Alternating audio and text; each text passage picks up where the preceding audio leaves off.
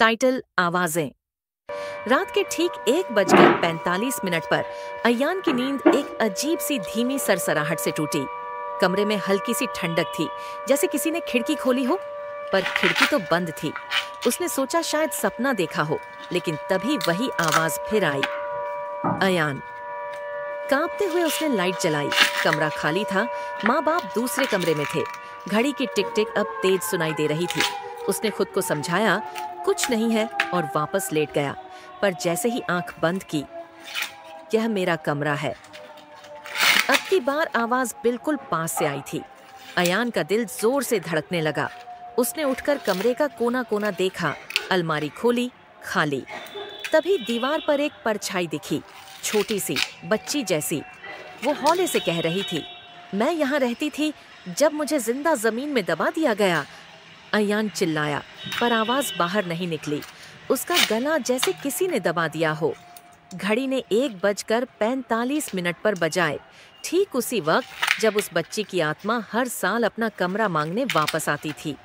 अगली सुबह अयान का दरवाजा अंदर से बंद मिला और वो कभी नहीं मिला।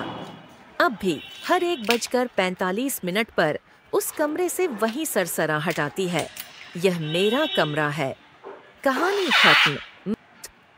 दूसरी कहानी, दर्पण का प्रतिबिंब। मैं पुराने दर्पण में देख रहा था, अपने प्रतिबिंब से मंत्रमुग्ध। लेकिन जब मैंने गहराई से देखा तो मैंने कुछ अजीब देखा।